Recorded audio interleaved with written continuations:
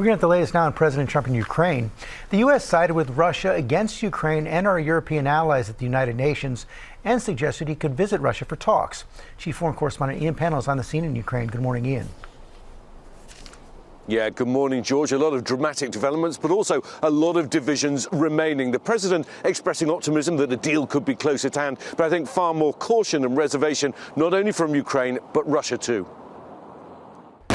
This morning, as the fate of Ukraine hangs in the balance, French President Emmanuel Macron warning President Trump not to trust Putin, reminding him what happened the last time Russia agreed a ceasefire with Ukraine. I can tell you by experience, it was violated every time by Russia.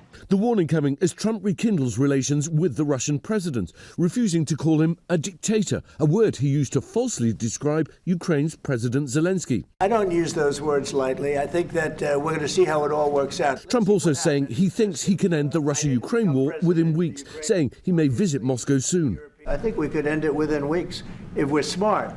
If we're not smart, it'll keep going and we'll keep losing. However, Putin saying he hasn't substantially discussed this with Trump. Macron insisting that any agreement needs real security guarantees and saying Europe's ready to deploy peacekeepers, but they must have US backing.